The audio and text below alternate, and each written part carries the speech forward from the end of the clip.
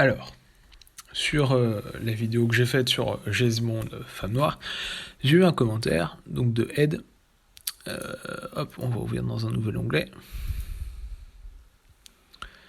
Voilà, Ed, qui suit MJ apparemment et tout. Mais qui est Ed? Qui es-tu, Ed? Qui met des courts extraits de MJ, un truc comme ça. Bref. Et du coup, le lien amené sur cette vidéo de MJ. MJ qui est un SJW notoire, hein. D'ailleurs il va dire dans sa vidéo, mais c'est pas pour rien qu'il se fait traiter de SJW de tous les côtés, hein.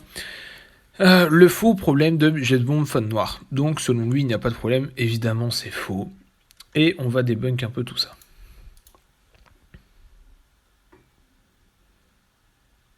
Ok. Donc c'est parti.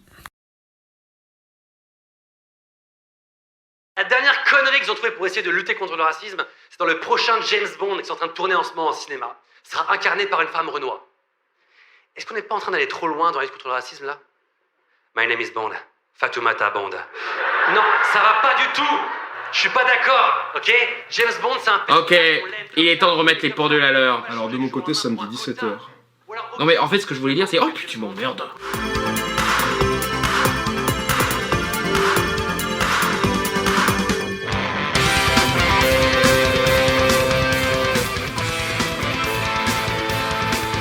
Cela fait presque un an que l'on parle de l'annonce officielle que l'agent 007 sera incarné par Lashana Lynch dans le prochain film James Bond. Annonce qui était très régulièrement remise sur le tapis, traversant le net, faisant entendre la plainte qu'un modèle de masculinité perfectionnée qu'est James Bond va perdre ses couilles et la pureté de sa race. James Bond, c'est un personnage, on l'aime comme ça, vous l'aimez comme ça, on peut pas le changer du jour au lendemain pour un quota. Alors, croyez-le ou non, mais je fais des efforts pour ne pas sauter sur l'occasion de répéter les mots sexistes et racistes pour ne Alors... Donc tout de suite déjà c'est du racisme et du sexisme, ce qui est bien entendu faux. Ce n'est ni raciste ni sexiste de dire que c'est choquant. C'est juste intriguant que ça passe d'un homme blanc à une femme noire. C'est tout. Mais les préjugés vont de bon train et chez les JW ça sort quand même assez vite, on a l'habitude. Surtout pas effleurer le safe space de petits gamins qui piquent des cris chaque fois qu'on ose parler de ces sujets. Mais au bout d'un moment, la bonne foi nous pousse à reconnaître que c'est un vrai problème. Surtout quand on n'arrête pas de leur dire qu'une telle info est fausse, falsifiée et même démentie par les producteurs, mais ils insistent quand même.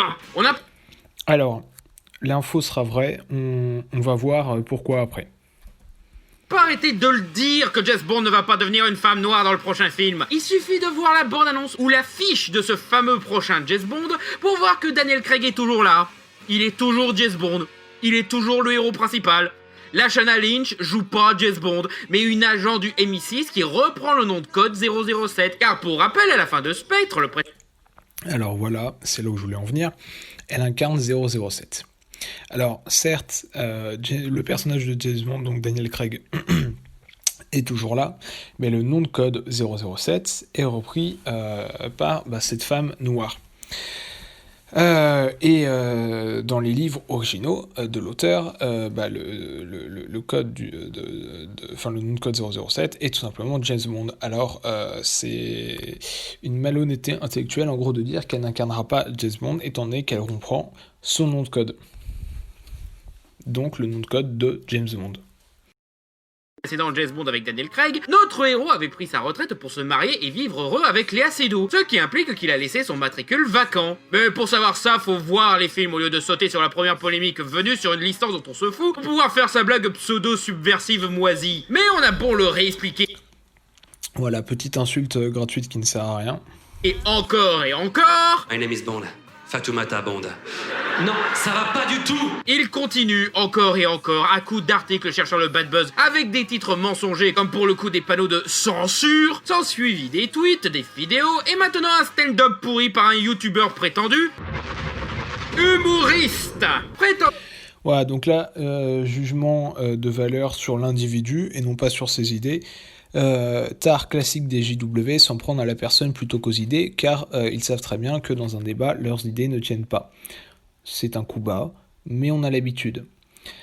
Et ça me fait bien marrer, étant donné que Norman était plutôt de gauche avant et qui était vraiment soutenu à fond par les gens de gauche, mais du jour au lendemain ils l'ont lâché, donc bon, aucune honnêteté intellectuelle, aucun soutien, aucun essai d'apprendre le pourquoi du comment.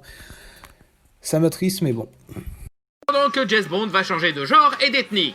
À ce stade, c'est à croire qu'ils mentent volontairement. Ça ne peut plus être de la simple ignorance ou de l'incompréhension. Ils font exprès de faire croire que ça va arriver pour donner une impression que l'antiracisme et le féminisme va détruire la culture. Est-ce qu'on est...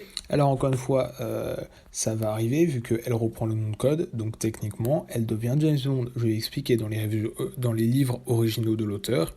Le nom de code, le numéro de code du 007 est James Bond, c'est écrit à James Bond. Donc si elle reprend le numéro de code, elle prend, que tu le veuilles ou non, la place de James Bond, même si celui-ci est présent dans les films. Ensuite, le fait que le féminisme à outrance et l'antiracisme à outrance détruisent la culture, ce n'est pas un mythe d'extrême droite comme il va le dire plus tard, et comme il l'a déjà dit maintenant, c'est une réalité. Étant donné que certains films et certaines œuvres ne sortent pas car jugés pas assez multiculturels, étant donné que certains personnages se font remplacer, que certaines choses sont censurées, techniquement, quand on observe objectivement, cela détruit effectivement la culture, que tu le veuilles ou non. Pas en train d'aller trop loin dans la lutte contre le racisme là. James Bond c'est un personnage, on l'aime comme ça, vous l'aimez comme ça, on peut pas le changer du jour au lendemain pour un quota. Certains en deviennent pathétiques de mauvaise foi enfantine, allant jusqu'à dire que c'est pas juste que James perde son nom de code et que 007 est James Bond fin. Alors pour les personnes de bonne foi qui se sont juste fait avoir, parce que soyons honnêtes, ça arrive, James Bond est un agent du MI6 parmi tant d'autres. Donc évidemment, il est remplaçable. Qu'est-ce qui arrive aux 005 et 008 qui sont butés d'après vous? Eh bien, leur nom de code est transmis à quelqu'un d'autre. T'as même certains bouquins où James change de matricule, et même certains où on apprend que James n'est même pas le premier 007. De plus, c'est clair. Alors certes, effectivement, je le rejoins là-dessus, c'est vrai. Je parle vraiment des livres originaux et du James Bond d'origine, qui a évolué dans le temps, mais qui a toujours respecté les vues de l'auteur. Mais simplement, dans les vues de l'auteur, les agents, en fait, à quelques exceptions près, comme il l'a dit, et à quelques agents un petit peu secondaires, les agents principaux, du coup, ont toujours été des hommes blancs, car l'auteur l'a écrit dans une période où il ne pouvait pas être autre chose qu'un homme blanc. Donc oui, ce n'est pas le premier, ce ne sera pas le dernier, mais ce qui est choquant, c'est de transformer un homme blanc en une femme noire, sachant que ce rôle, ce personnage, ce numéro de code a été écrit originellement dans l'idée qu'il soit incarné par un homme blanc et non pas une femme noire. Ça n'a rien de raciste, ça n'a rien de sexiste, c'est juste un respect de l'œuvre originale et de l'idée originale de l'œuvre, tout simplement. Que tout le film, ce sera James qui sort de sa retraite pour montrer comme il est trop badass et plus digne du code 007 qu'une femme. Ce qui satisfera les fantasmes de pouvoir et de conservatisme de certains. Mais bon... Encore une fois, du coup, il met des idées que des gens n'ont pas exprimées. Voilà, tu n'es pas d'accord avec ça, tu es forcément conservateur. Jugement hâtif, encore une fois, on a l'habitude. Oh, si ce problème s'arrêtait à James Bond, ça devient de plus en plus récurrent d'entendre des incels suprémacistes blancs pleurnicher dès qu'on passe à de leur... Voilà, et encore une fois, incel suprémaciste blanc, du coup, toujours des insultes, toujours à côté de la plaque évidemment, et c'est ce qui caractérise les JW comme MJ, ils sont toujours dans l'insulte, car ils savent qu'ils ne peuvent pas se reposer sur leurs arguments, c'est tout de suite de l'agression violente, incel suprémaciste blanc. Jouer à leurs camarades non-hommes blancs hétéros. C'est ça aussi pour les SOS Fantômes, Thor, les Pirates des Caraïbes, Arsène Lupin, Captain America, Zorro, même le pourtant très populaire Miles Morales est sévèrement critiqué par des faux fans de l'homme araignée, car pour eux Spider-Man est blanc, fin de l'histoire. Alors, je suis d'accord avec lui pour les fans de Spider-Man, car Miles Morales a effectivement toujours été noir. Mais le problème, c'est que il y a beaucoup de gens de gauche qui n'ont pas de nuance ou qui ne savent pas faire preuve de nuance, et tous les gens de droite sont forcément des méchants nazis, ce qui est bien entendu faux. Il y a des gens qui n'aiment pas Miles Morales et qui sont ouvertement racistes, je ne partage pas ce point de vue, et plein de gens de droite ne partagent pas ce point de vue. Effectivement, Miles Morales est noir, je ne suis pas fan de comics, mais je l'aime bien, et ça ne me pose aucun problème. Voilà. En revanche, ce qui pose problème, c'est effectivement tous les autres, car ils ont changé de genre et de sexe. Mais on va en reparler plus loin dans la vidéo. Évidemment, il y a des tonnes d'amalgames. À l'esprit d'analyse d'un type qui a fait de longues études. Et franchement, qu'est-ce qu'on s'en fout? Déjà, plus de la moitié de ces cas sont totalement justifiés dans la diégèse de ces histoires. Et Alors justement non, et il va l'expliquer, et il va se contredire lui-même en fait. Ça veut dire quoi que ces cas sont expliqués dans la diégèse de l'histoire? Ça veut dire que c'est cohérent avec l'histoire qu'il y a un changement de sexe. C'est faux. Pour la plupart, c'est faux, justement. Et c'est soit des reboots, soit ce qui se passe avant, soit après. Donc ce n'est pas justifié par l'histoire. C'est possible, c'est vrai, ça n'entre pas en contradiction avec l'histoire, mais ce n'est pas justifié par l'histoire. Et on voit une scène de Doctor Who juste avant. Là, effectivement, c'est justifié. Il s'est déjà réincarné en femme par le passé, même si ce n'est pas montré dans la série. Et il peut se réincarner en femme, il n'y a pas de problème. Il y a certaines personnes qui crient, et je peux comprendre qu'après tant de générations, ça fasse un peu tabou de faire devenir le docteur une femme. Moi, perso, ça ne me dérange pas, car justement, c'est justifié par l'histoire. Mais il y a certaines choses qui ne sont pas justifiées par l'histoire de l'univers dans lequel elles évoluent. SOS Fantôme version femme est un reboot, et Pirates des Caraïbes Donc justement, ce n'est pas justifié par l'histoire, donc première contradiction avec lui-même. avec Margot Robbie est parti pour être un spin-off sur de nouveaux personnages. Encore une fois, contradiction avec lui-même, et ce n'est pas justifié par l'histoire. Normal, car Jack Sparrow n'est pas le centre de Pirates des Caraïbes. Vous vous souvenez que c'était une attraction à la base? Donc eux, Effectivement, c'est vrai, c'était une attraction à la base. là, ils n'ont pas à s'embêter avec une justification. Et du coup, il y a encore moins de raisons de se plaindre, à part juste ne pas aimer les femmes. Même chose pour une hypothétique. Donc encore une fois, c'est vrai que sur ces rares cas-là, il n'y a pas raison de se plaindre, mais on a vu qu'effectivement, c'était des cas beaucoup plus restreints que ce qu'il ne veut admettre. C'est donc de la malhonnêteté intellectuelle de sa part, ou de l'ignorance totale. Encore une fois, ceux qui se plaignent de ces rares cas qui sont justifiés par les histoires, effectivement, il n'y a aucune raison. Ça ne veut pas dire que tous les gens partagent leur avis. Et il faut faire preuve d'un peu de nuance. Que James Bond femme noire, ce serait plus de l'ordre du reboot ou du spin-off si ça devait arriver. Parce qu'on a déjà essayé de faire un James Bond qui change d'ethnie en cours de route, ça passait pas du tout. Non, et puis dans les films, M est devenue une femme, Félix et Moneypenny sont devenus noirs, et Blofeld est devenu un vrai Allemand. C'est loin d'être une première pour la licence James Bond qu'on change le genre ou l'ethnie d'un personnage. Même James, il est passé de brun à blond, de yeux bleus à yeux verts, et même d'écossais, australien, britannique et irlandais. Mais là, bien entendu, vous vous en foutez parce que ça reste un homme blanc hétéro, hein. Et tous les autres... Oui, effectivement, on s'en fiche parce que ça reste un homme blanc hétéro. Parce que, encore une fois, dans les livres originaux, dans l'œuvre originale, il a été créé par l'auteur pour être un homme blanc hétéro, pour représenter l'homme de son époque, tout simplement. J'entends l'homme de la haute société de son époque. Ce n'est pas notre standard actuel, peut-être que ça nous choque actuellement, mais à l'époque où il l'a écrit, c'était comme ça. Donc effectivement, c'est un homme blanc hétéro, donc ça ne gêne pas.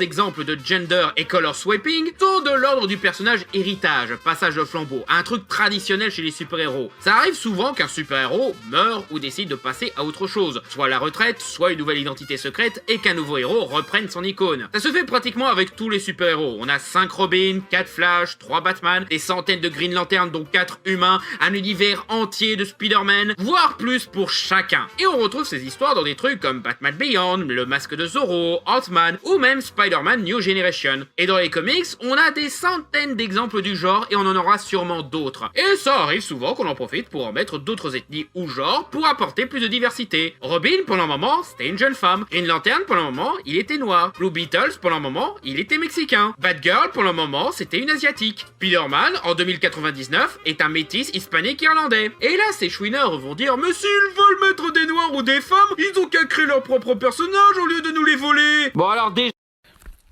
Alors, encore une fois, condescendance absolue. Néanmoins, je suis d'accord avec lui sur le passage de flambeau. Il n'y a aucun mal à passer le flambeau à quelqu'un du sexe opposé ou d'une ethnie différente. Je suis d'accord avec lui sur ce point-là. Mais, effectivement, il y a aussi... Enfin, ce serait bien qu'il y ait aussi, justement, de la création de personnages d'ethnies différentes. Après, ce n'est pas du vol, dans le sens, dans les cas où effectivement le flambeau est passé, justement, dans le cas où le gentil prend sa retraite, mais il y a des cas où, justement, c'est juste un changement de couleur et de sexe, et c'est là que ça dérange. Déjà, on en a tout le tour du ventre des super-héros blancs. S'ils sont racistes à ce point, ils ont qu'à aller voir Spider-Man Far From Home ou le prochain The Batman au lieu de nous faire chier. Non, et puis même quand un Donc justification, effectivement, un petit peu à chier encore une fois, on a un tour du ventre des super-héros blancs, oui, et alors? Est-ce que c'est une raison pour les modifier? Bien sûr que non.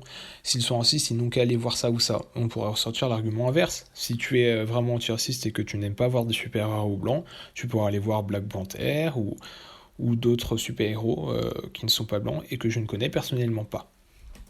personnage est créé comme tel, ils inventent des excuses pour se plaindre. Au bout d'un Alors, je reviens sur les films qu'il a au lieu cités. de nous faire chier. Non, et puis même quand un personnage est créé comme tel, Alors, même quand un personnage est créé comme tel, donc comme une minorité, ils inventent des excuses pour nous faire chier. Alors, Terminator et Birds of Prey, là,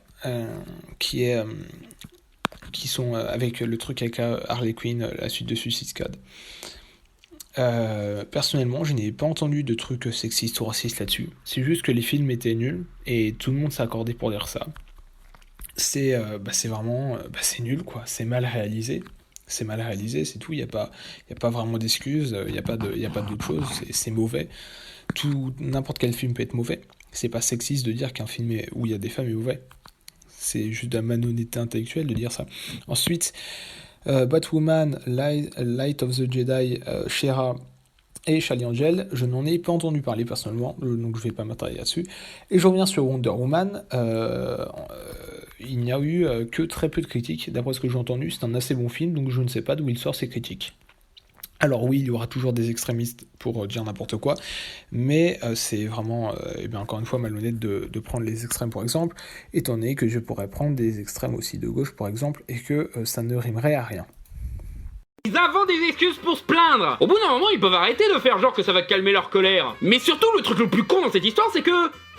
c'est ce qu'ils ont fait. Ils ont créé leur propre personnage. Robin n'est pas un personnage. Dick Grayson l'est. Et Alors je reviens là-dessus, parce que c'est faux.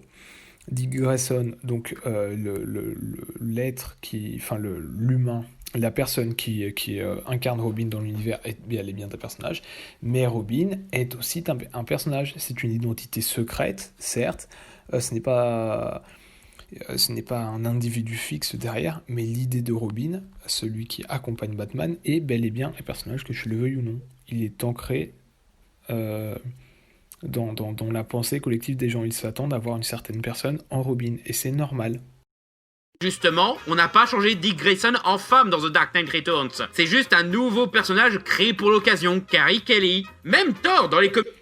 Et encore une fois, Batman peut tout à fait avoir un nouveau assistant, il n'y a pas de problème. Simplement, on ne s'attend pas à ce que Robin soit une femme, tout simplement. L'identité de la personne derrière Robin peut changer, mais du coup, il en découle que Robin va changer, c'est indéniable, et forcément ça peut surprendre certaines personnes. Tu ne peux pas les juger pour ça, c'est logique. Comics, c'est certes un personnage, mais pas entière comme dans les films Marvel ou l'univers Ultimate. Non, c'est un esprit qui s'incarne en un mortel digne du marteau en parfaite symbiose. À l'origine, c'était Donald Blake, et au fil des années, il a eu différents hôtes, pas seulement Jane Foster, l'actuelle Thor femme, mais aussi d'autres humains comme Eric Masterson, Jake Olson, Cecil McAdams, ou carrément des grenouilles ou des aliens comme Beta Ray Bill. Donc Thor, Donc là, effectivement, pour Thor, je suis d'accord, il a raison. il peut être une grenouille ou un alien reptilien, mais pas une femme. Une fois, c'était même une femme noire, car Tornade a porté le marteau durant Secret Wars. Elle fait même partie d'une organisation transdimensionnelle appelée Thor Corps, qui comprend une multitude de Thor. Les comics, mesdames et messieurs. C'est ça aussi qui est sympa.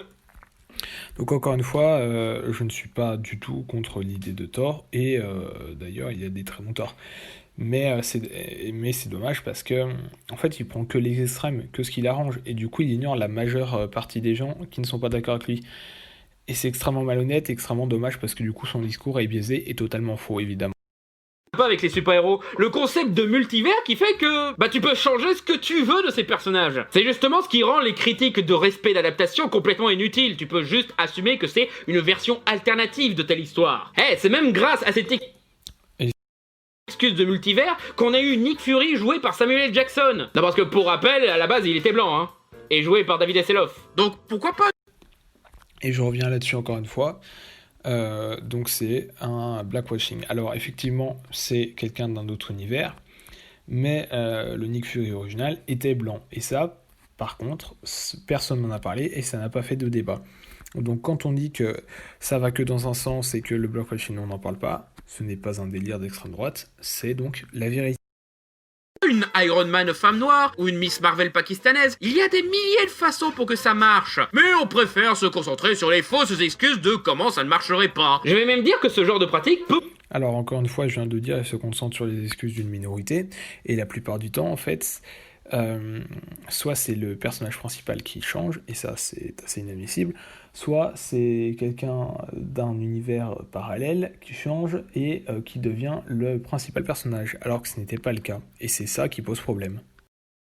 Améliorer une licence et son histoire. Comme je l'ai démontré dans ma vidéo du problème de Spider-Man, le simple fait d'avoir un descendant améliore grandement les histoires de super-héros car ils permettent à nos personnages d'avoir la conclusion et la fin qu'ils méritent, que ce soit en ayant une mort héroïque ou en prenant leur retraite, laissant ainsi leur alter ego à quelqu'un d'autre. C'est comme Jojo si vous voulez, vous ne voulez pas que Jonathan reste le héros pendant cette génération, si? Vous êtes content d'avoir Joseph, Jotaro, Josuke, Giorno et bientôt Joylin. Les comics ont un gros problème avec le concept de fin ou de conclusion, car ils veulent exploiter le plus longtemps possible leur figure populaire, quitte à les gâcher. Mais quitte à ce que ça continue, au moins qu'on continue avec une nouvelle base, un nouveau casting, ce qui permet en même temps à la nouvelle génération d'avoir une porte d'entrée. Et puis ça arrive souvent que les nouveaux deviennent plus appréciés que les anciens. Regardez Jotaro, le plus populaire, qui est pourtant le 3e Jojo. C'est d'ailleurs pour ça que le fan de Pirates des Caraïbes que je suis est bien content de la direction que prend la franchise, car c'est mieux que massacrer les personnages de la trilogie en continuant leur histoire alors qu'ils avaient une parfaite conclusion. La fin du 5 promettait le retour de Davy Jones, putain. Non merci, va crever, film de merde. Et pour James Bond, la licence continue depuis tellement d'années. Et je crains déjà l'épisode de trop pour la saga de Daniel Craig avec Mourir peut attendre. Ça va probablement pas arriver, mais si ça se finit sur James qui passe le flambeau à la nouvelle agent 007, ce serait une bonne conclusion de son histoire. Et ce sera à nouveau rebooté pour mettre encore un mec blanc en James Bond de toute façon, donc... D'ailleurs... Alors encore une fois, je suis d'accord avec lui pour les fins d'histoire et la transmission. Mais pour les raisons que j'ai expliquées plus tôt, ça ne marcherait pas pour James Bond. Donc c'est totalement normal si jamais c'est rebooté et qu'un nouveau James Bond blanc prend sa place. Idris Elba était en pourparlers pour devenir le nouveau James Bond juste après Daniel Craig. Et les fans étaient majoritairement pour, parce qu'il est charismatique, il est bon acteur, il est britannique. Rien que pour ça, il est beaucoup plus approprié pour jouer James Bond que George Lazenby, hein. Mais parce qu'il est noir, trop street, les décisionnaires ne lui ont pas laissé reprendre le rôle. Donc... Alors encore une fois, là c'est la déformation de la réalité, on a l'habitude venant de ce type de personnes, mais je vais remettre les choses au clair. Ce n'est pas parce qu'il était noir, ni même trop straight, non. En fait, il y a un article, et même plusieurs articles, où cet individu dit de lui-même qu'il ne jouera pas ce rôle, parce que selon lui, c'était un rôle fait pour un blanc. Mais bien évidemment, vu que ça ne va pas servir son idéologie, MJ a sûrement oublié malencontreusement de le mentionner. Dommage. La Shannon Lynch, ça va pas arriver. Mais c'est marrant de voir tous ces fans de James Bond qui n'ont clairement aucun souci avec le color swapping de James. Donc c'est quoi tous ces cons qui prétendent être fans de la licence et qui sont absolument contre? Même dans les cas où c'est complètement justifié scénaristiquement, ces abrutis se plaignent quand même. Suffit de voir la Encore une fois abruti, hein, du coup l'insulte facile. Série Netflix Lupin, très critiquée parce que le célèbre gentleman cambrioleur est joué par Omar Sy, disant que c'est n'importe quoi, pas historiquement logique, blablabla. Et même si on peut expliquer qu'il n'y a vraiment rien d'invraisemblable d'avoir un Arsène Lupin noir malgré le contexte historique... Alors... Autant je n'ai rien contre la série parce qu'il va l'expliquer plus tard, ça se passe à l'époque actuelle et c'est le mythe d'Arsène Lupin revisité. Autant dans le contexte historique de l'époque, par contre, ça ne tient pas debout 2 minutes. On pourrait même en faire un thème dans cette série, voire être en mode sans balèque et faire un truc complètement fantaisiste qui fait passer crème ce genre de casting comme le font souvent les adaptations de Shakespeare.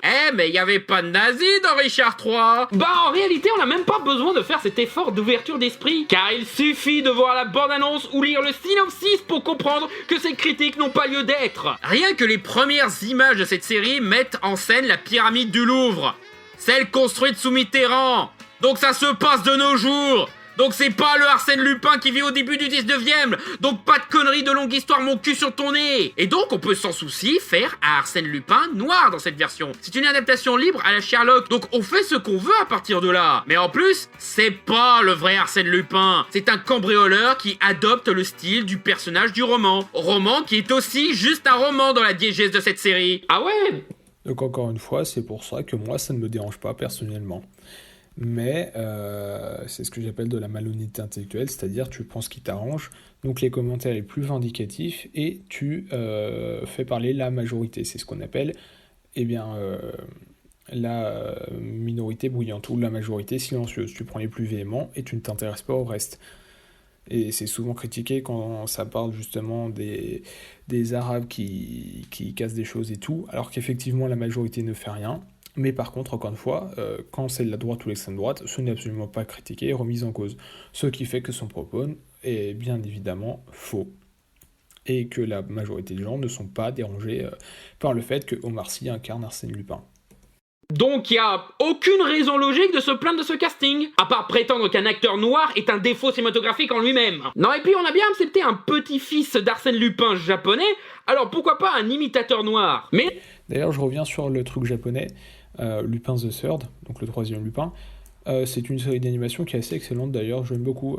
C'est très spécial comme animation, mais très réaliste. Franchement, c'est très bien. Allez voir si vous avez l'occasion. Là, je parle de recherche, de réflexion, d'ouverture d'esprit, mais en vrai, eux, ils s'en foutent.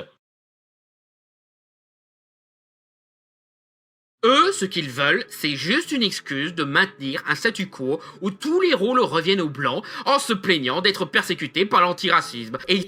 Encore une fois, c'est faux. Ils veulent juste que les rôles de blancs restent des rôles de blancs et ne soient pas changés. Ou alors, si c'est changé, que des rôles de noirs puissent être changés. C'est ce qui s'appelle l'égalité. Mais contrairement à ce que prétendent les antiracistes, eh bien, ils ne veulent pas l'égalité. Ils veulent juste faire chier.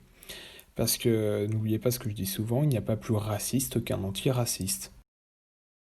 Ils sont prêts aux pires arguments de mauvaise foi pour se donner raison. Genre prétendre qu'ils ne voient pas les couleurs, donc ils sont moins racistes que les antiracistes, qui eux qualifient les noirs de noirs. Si tu vois pas les couleurs, pourquoi tu te plains qu'on prenne un acteur noir dans un film? C'est complètement con ton truc en fait. Ces gens-là ressortent pratiquement tous les arguments d'extrême droite pour justifier... Encore une fois, assimilation à l'extrême droite. Encore et toujours. Leur mécontentement qu'un noir ait le droit au grand rôle, à croire que ce sont pas de vrais cinéphiles et qui veulent juste normaliser leur politique dans les sphères culturelles, Skrull, tout ça. Le tout compris avec le coup du grand remplacement. Vous savez, cette théorie d'extrême droite qui dit que si on fait un Arsène Lupin noir, la race blanche va disparaître tout d'un coup, genre pouf. Quoi? Alors, extrêmement simplifié, hein. On dirait vraiment un truc cliché, genre de dessin animé, genre la théorie d'extrême droite des méchants nazis. Voilà, donc c'est une théorie d'extrême droite, évidemment que tous les gens de droite n'ont pas, bien au contraire, c'est encore une minorité, mais étant donné que c'est un SJW, il fait l'amalgame, il ne cherche pas plus loin et il déforme les propos, on a l'habitude, mais c'est toujours embêtant. C'est pas ça? C'est encore plus con que ça? Mais ça, à la limite, c'est juste les neuneux du groupe qui sont archi nuls pour cacher leur jeu. Ah voilà. Donc là, enfin, une parole de vérité. C'est juste les neuneux du groupe. Bon, ça reste dans l'insulte, mais effectivement, c'est qu'une minorité, c'est vrai. La majorité ne pense pas ça. Peut-être qu'il va commencer à dire des choses qui existent réellement maintenant. Les plus vicieux, eux, ce n'est pas du vrai progressisme. C'est juste les producteurs hollywoodiens qui font leur quota pour le politiquement correct. Ah bah non, en fait, c'est de l'insulte et de la condescendance encore une fois. Bon, eh ben, il ne se rattrapera pas, dommage. Ouais, on sait, on n'est pas naïf, on sait très bien que quand Disney annonce une petite sirène noire, c'est pour se donner un genre plus qu'une intention sincère. Mais c'est marrant de voir que dans ce cas-là, ils sont moins gênés par le côté manipulateur et mercantile de la chose que par le fait qu'on change un personnage pour faire plaisir au SJW. On sait aussi que ça ne va pas... Pour faire plaisir au SJW. J'aime bien la voix qu'il a pris. Mais néanmoins, c'est vrai, c'est pour faire plaisir au SJW, qu'il veuille l'admettre ou non. Automatiquement rendre le film meilleur. Mais bon, c'est pas comme si un mauvais film était un fléau inédit. On a survécu à... Mais encore une fois, un mauvais film n'est pas un fléau inédit, c'est vrai, il y a plein de mauvais films. Est-ce que c'est une raison pour faire d'autres mauvais films en conscience de cause? Est-ce que tu te dis, bon, bah, de toute façon, il y a plein de films de merde, bon, pourquoi on ne ferait pas un autre film de merde? Ah non, si tu sais que ça va être un film de merde, ne le fais pas. Je veux dire, C'est pas beau un film de merde, c'est pas bien, c'est pas parce que quelque chose de mauvais existe qu'il faut refaire cette même chose. C'est stupide. Quantum of Solace et Le Roi Lion, ça va. C'est pas comme si mettre Michael Cera dans le rôle de Mufasa, ça allait rendre ce film moins pourri. On n'arrête pas de me traiter de LJW, mais là, ce n'est pas moi qui... Et encore une fois, je reviens là-dessus, effectivement, on n'arrête pas de le traiter de LJW et tout le monde fait ça. C'est qu'il y a une raison, et en fait, si sur 10 personnes, tu en as une qui se fait traiter de LJW par tout le monde, ce n'est pas les 9 personnes qui sont en tort. En fait, c'est à la personne en question de se remettre en cause. Parce qu'à partir du moment où tu as une majorité qui critique quelqu'un, vu qu'ils sont majoritaires, ça devient eux la normalité. Ça veut donc dire qu'effectivement, il est un LJW, qu'il le veuille ou non. Qu'un film va être nul ou bien selon le genre et la couleur de peau des acteurs. On sait aussi. Encore une fois, personne n'a jamais dit ça. Les gens critiquent juste le changement de couleur, pas le film en lui-même. Et malheureusement, de nombreux films où les personnages changent de couleur et ou de genre sont mauvais. Mais ce n'est pas lié. Et qu'une représentation mal pensée peut faire plus de mal que de bien. C'est pour ça qu'on critique aussi l'exécution, comme je l'ai fait dans mes vidéos sur Green Book ou sur les gays pour enfants.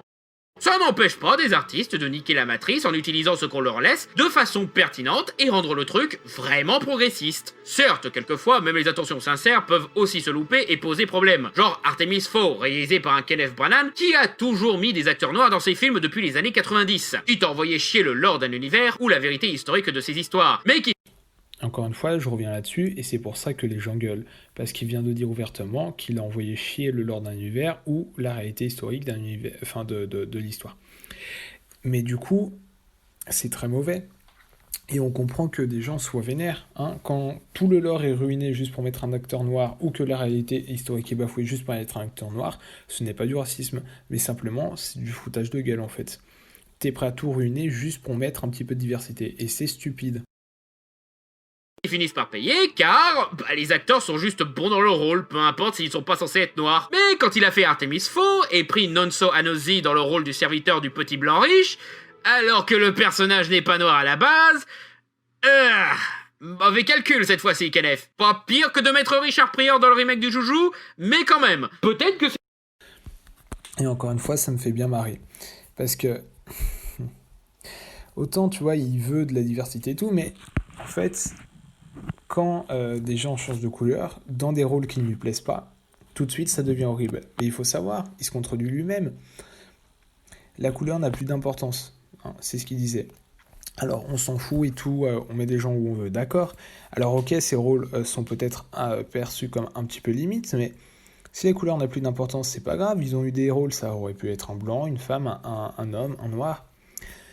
Et il est en train de dire que dans certains rôles, ça va pas. Donc en fait, ce sont des rôles sélectifs. C'est complètement stupide.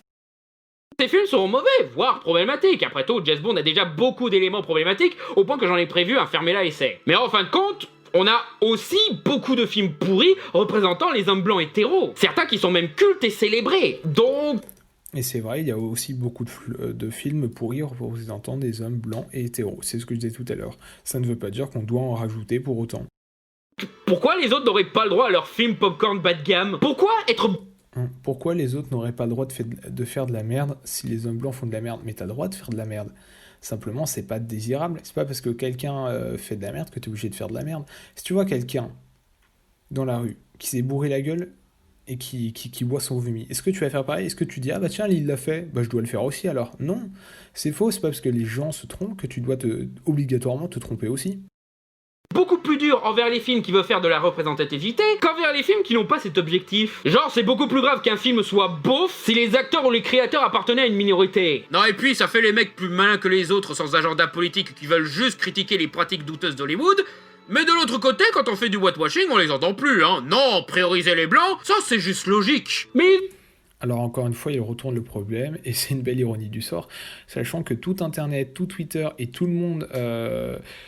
dénonce le whitewashing. Alors c'est vrai, il y a certaines personnes qui ne dénoncent pas le whitewashing, mais dans l'ensemble, le whitewashing est beaucoup plus dénoncé que le blackwashing.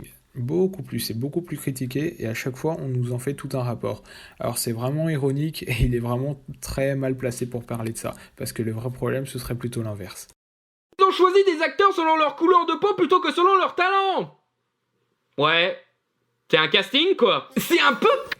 Alors encore une fois, c'est faux. Je veux dire, le physique compte au cinéma, c'est normal, tu dois respecter le personnage original, et c'est pour ça que le blackwashing n'est pas bien, mais le talent compte aussi. Si tu as quelqu'un, qu'il soit blanc ou noir, qui joue comme une brêle, tu vas peut-être prendre quelqu'un d'autre, même s'il correspond physiquement au personnage que tu veux interpréter. Comme ça que ça marche, on choisit des acteurs selon leur physique. Pas seulement le genre ou la couleur de peau, mais aussi l'âge, la taille, la musculature, la beauté même. Les castings ont toujours été superficiels. Et vous vous plaignez que maintenant, cette pratique, elle doit avoir plus de 120 ans. C'est quoi ces cinéphiles en carton, là? Non, parce que dans ce cas, pourquoi ne pas critiquer les acteurs et actrices engagés uniquement pour leur beauté et leur renommée qu'on a eu au cours du dernier siècle? On dirait que ça les gêne moins qu'on prenne des gens sans talent mais beaux que des gens talentueux appartenant à une minorité. Non, parce que ouais, qu'est-ce que t'es en train d'insinuer, là? Que les bons acteurs typés, ça n'existe pas? Même les personnes transgenres qui sont sous-représentées et qu'on sort souvent l'excuse de « c'est mieux de prendre selon le talent que selon l'identité », ça n'empêche pas les jeux vidéo, séries Netflix et films indépendants, certains venant de pays très conservateurs en plus, d'en trouver d'excellents. Donc ce n'est pas si dur que ça en vrai, suffit de chercher, d'où l'intérêt du casting. Non, et puis avec ces arguments-là, tu peux dire le contraire, qu'ils ont été pris pour leur talent, même si leur couleur de peau et leur genre changent par rapport au personnage d'origine. Alors oui, j'ai des... Encore une fois, c'est ce que j'ai expliqué il y a 2 minutes. Tu prends en fonction du talent, car il faut quelqu'un de talentueux certes, mais aussi en fonction du physique, car il faut que le personnage corresponde au personnage original de l'œuvre originale que tu veux interpréter. défendu certains cas de whitewashing dans le passé. Je ne défends pas du tout la pratique. Je ne fais que nuancer certains cas très spécifiques qui étaient artistiquement pertinents, comme Scarlett Johansson dans Ghost in the Shell, qui était carrément un commentaire méta et acerbe sur le whitewashing. Comme quoi, hein? Ouais, ça participe indirectement au problème quand même. Mais là, c'est plus les studios qui imposent ce genre de casting qui sont critiquables, pas l'œuvre ou l'artiste qui a su jouer avec cette décision chiante de façon détournée et constructive. Et quand je critiquais le casting du film Fullmetal Alchemist, je critiquais surtout l'aspect faussement progressiste. Alors que, un film américain avec un casting entièrement asiatique, ça l'aurait été, oui. Mais un film japonais prévu pour sortir qu'au Japon avec un casting entièrement japonais, non, ça l'est pas, ça. À ce compte-là, pourquoi pas faire un film sur Martin Luther King Jr. avec un acteur blanc? Dit le petit rigolo se croyant subversif qui n'a clairement rien compris au problème. Martin Alors encore une fois, toujours l'insulte gratuite. Luther King Jr. est une personne qui a réellement existé dans notre histoire. Pas un personnage fictif comme ces autres cas. Là où les C'est vrai, certes, sauf que il y a plein d'histoires de blackwashing sur des personnes ayant réellement existé. Il y a plein de films dits réalistes et historiques qui remplacent la couleur de peau. Et il y a même une série Netflix qui va remplacer la reine d'Angleterre par une femme noire. Évidemment, inutile de dire que c'est historiquement totalement incorrect. personnages qui se sont fait changer leur ethnie sont fictifs. Donc on s'en fout. Tu sais qu'il a vraiment existé, rassure-moi. Mais aussi... Gengis Khan joué par John Wayne, Ramsès II joué par Joel Edgerton et Yul Brynner, Alexandre Dumas joué par Gérard Depardieu, le roi thaïlandais Mongot joué par Rex Harrison et encore Yul Brynner, et bien sûr Jésus de Nazareth et tous les autres personnages bibliques joués par des blancs dans tous les films qu'on a fait sur eux. Ouais. Alors là, il a balancé une dizaine de films de whitewashing, mais comme je disais, il y a bien plus de blackwashing. J'avoue que je ne vais pas mettre de films parce qu'il y en a beaucoup trop et parce que j'ai un peu la flemme. Mais en recherchant sur internet, on en trouvera évidemment bien plus parce que le blackwashing se fait beaucoup plus fréquemment que le whitewashing, qu'il veuille l'accepter ou non d'ailleurs. Donc ce n'est pas un bon exemple et ce n'est pas une bonne accusation, au contraire, c'est assez ironique en fait et ça le dessert plus qu'autre chose. Je fermerais ma gueule sur ce sujet si j'étais vous. On est C'est marrant, j'allais dire la même chose pour toi. très mal placé pour se plaindre d'une reine Anne Boleyn noire. Même... Encore une fois, pourquoi est-on mal placé pour s'en plaindre? Si Martin Luther King ne peut pas être interprété par un blanc, pourquoi une reine blanche devrait être interprétée par une noire? Ou alors dans ce cas-là, on peut très bien attendre un Martin Luther King blanc, c'est la même chose. Ou alors, il y a une différenciation selon la couleur de peau, et tu l'assumes, mais dans ce cas-là, c'est du racisme, car cela correspond à la définition de racisme. Chose pour les personnages fictifs comme Black Panther. Parce que, contrairement à James Bond, Black Panther repose sur un concept qui fait qu'il ne peut pas être autre chose que noir. C'est un prince d'Afrique, le mec. Les faux équivalents, franchement... Ah, c'est vrai, effectivement, c'est un prince d'Afrique, donc il peut être noir, et il doit être noir. Il mène le combat pour les noirs, c'est vrai. Mais James Bond repose sur un concept, contrairement à ce qu'il dit, vu qu'encore une fois, il incarne un homme dans une bonne situation, dans une société qui met les Blancs au sommet, car n'oublions pas que ce n'est pas une œuvre contemporaine, mais que les livres ont été écrits à une période où les hommes blancs dominaient, qu'on le veuille ou non, que ce soit bien ou non. Donc ça repose sur un concept, le concept de cette société. Donc James Bond doit rester un homme blanc, car il a été écrit par son auteur, il a été pensé par son auteur, pour être un homme blanc et pour rester un homme blanc. Franchement, ils peuvent se les garder, hein. Parce qu'ils comprennent pas que quand des personnages traditionnellement blancs deviennent noirs ou autres, c'est une opportunité. Là où le contraire invisibilise. Donc encore une fois, c'est une dissonance cognitive. Quand des blancs sont remplacés par des minorités, c'est bien, mais l'inverse n'est pas vrai, ce qui est complètement faux. Déjà parce que ça correspond encore une fois à la définition de racisme autant que le whitewashing. Et ensuite, en fait, ça ne porte pas de résultat, parce que ça ne fait que attiser la haine. Les gens vont se dire c'est n'importe quoi, ils justifient ça, il y aura plus de haine, donc plus de racisme. Résultat contre-productif. Et comme toute critique sur des quotas, ça critique plus le fait qu'on n'ait pas donné du boulot à un blanc que le vrai problème plus grave, le fait que les non-blancs sont réduits au quota pour avoir du travail. C'est dire l'égoïsme de ce genre de remarques. Non et puis comment vous expliquez tous ces blancs incompétents à qui on confie de gros blockbusters ou des rôles principaux? Me faites pas croire que John Watts a été engagé pour son talent, hein. Lui, quand vous voulez vous le remplacer par un quota, ce sera automatiquement un pas en avant. Encore une fois, ils s'en foutent de la qualité du film. Ils veulent juste normaliser leur suprématie. S'ils en avaient vraiment... Encore une fois, non. Il y a très peu de suprémacistes blancs en réalité. Il y a juste des gens qui en ont ras-le-bol et qui veulent que les choses soient faites de manière logique et égale. Contrairement aux antiracistes. Dont ce n'est pas le but, malgré que c'est ce qu'ils disent à longueur de temps. Vraiment quelque chose à foutre, ils ne critiqueraient pas le fait que la petite sirène soit noire, mais que le film sera réalisé par Rob Marshall ou que c'est un énième remake Disney qui sera sûrement pourri. Ils ne critiqueraient... Alors certes, c'est un énième Disney, c'est un énième remake et ce sera sûrement pourri. Mais il n'empêche que ça ne respecte pas l'œuvre originale. Le fait que Margot Robbie devienne le personnage principal de Pirates des Caraïbes, mais que Disney continue à battre un cheval mort avec cette licence qui a déjà 2 films de trop. Ils ne critiqueraient pas que James se fasse remplacer par une femme noire, mais que mourir peut attendre risque de détruire tout l'intérêt de l'arc de James au cours des films avec Daniel Craig, ainsi que la conclusion que proposait Spectre. Pour critiquer la série Lupin, il ne... Encore une fois, là, tous les exemples qu'ils citent, ils sont vrais, mais on peut critiquer les deux. L'être humain n'est pas un être binaire, c'est un être qui pense, qui est intelligent, on peut critiquer plusieurs choses à la fois, nous ne sommes pas limités à une seule case de pensée. Je ne ferai pas des blagues du genre un con Napoléon noir, mais plutôt un con Napoléon avec un téléphone portable. Parce que franchement, le côté 19e est bien plus important dans l'identité et le charme des aventures du gentleman cambrioleur que sa couleur de peau.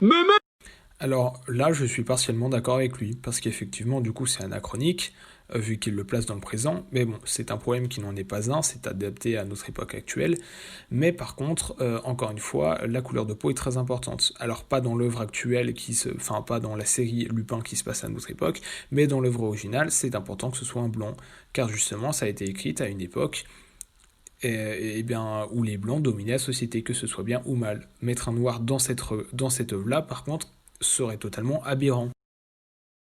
Mettre des femmes et des noirs, ça va rien changer à la qualité du film. Bah ferme ta gueule alors. Si ça change rien, pourquoi tu chiales? Déjà, à niveau culturel... Alors effectivement, ça ne change pas forcément des choses. Mais si ça ne change pas forcément les choses, pourquoi remplacer des personnages blancs par des personnages noirs ou des hommes par des personnages féminins? Quelques films avec une James Bond de femme noire ne va pas détruire 60 ans de James Bond homme blanc hétéro. Même Daniel Craig n'a pas fait oublier Sean Connery, Pierce Brosnan ou même Roger Moore. Et Dieu sait qu'on aimerait oublier certains de ses films à lui. Si la culture occidentale est si facile à détruire... Mais encore une fois, ça ne va pas décrire 60 ans de James Bond, mais ce que ça va faire, c'est que ça va servir de jurisprudence, et que ce sera le cas encore et encore et encore, et que du coup, au final, on va perdre le James Bond blanc, alors qu'il a été écrit, encore une fois, pour un homme blanc, et c'est ça qui est dramatique, c'est qu'on perd la valeur des choses.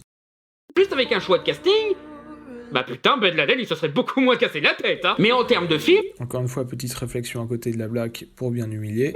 en quoi ça va changer sa qualité propre? Ils ont beau prétendre qu'ils s'inquiètent de la qualité de ces films en balançant leur Go Woke, Go Broke, phrase qui n'a aucun sens d'ailleurs parce qu'il y a beaucoup de films qui ont broke sans être woke et qui sont woke sans être broke. Répétez ça 3 fois plus vite. Non et puis, depuis quand un film qui broke est forcément mauvais? Citizen Kane, Scott Pilgrim et The Thing, ils ont broke à leur époque, je rappelle. Ils prétendent que tout le monde s'en fout du côté progressiste et politique d'un film, mais si c'est le cas, il y a encore moins de raisons de dire Go Woke, Go Broke. Et surtout... Encore une fois, personne ne s'en fout, parce que l'être humain est un être profondément politique. Et donc une œuvre, aussi légère soit-elle, portera forcément un message politique. Tout simplement parce qu'elle a été réalisée par un être humain, et que ses aspirations profondes, que ses goûts, que ses choix vont se ressentir, même inconsciemment. C'est logique. Il faudrait être une machine pour ne mettre aucun sentiment dans un film, et je suis même pas sûr que ce soit possible. Même avec une machine, parce que chacun y percevra un message politique, et c'est normal, c'est la réflexion humaine. Dans l'histoire, c'est eux qui se plaignent d'un truc dont tout le monde se fout, selon leurs propres termes. Alors encore une fois, tout le monde ne s'en fout pas, justement. S'ils s'en plaignent, c'est qu'ils ne s'en foutent pas. Est-ce que prendre des hommes aurait rendu le reboot des SOS Fantômes meilleur? Est-ce que prendre un acteur blanc pour jouer le majordome d'Artemis Fowl aurait rendu le film moins mauvais? Non! Vous le dites vous-même que ça change rien à la qualité cinématographique du film. Donc pourquoi s'en plaindre? Même quand ces films mettent en avant un message, se ratent et deviennent lourds, ce n'est pas de la faute du message, c'est de la faute de celui qui n'a pas su bien l'amener. Mais il ne parle jamais de l'exécution du message. Mais par contre, remplacer des personnages blancs par des personnages noirs, cela porte un message contrairement à ce qu'il dit.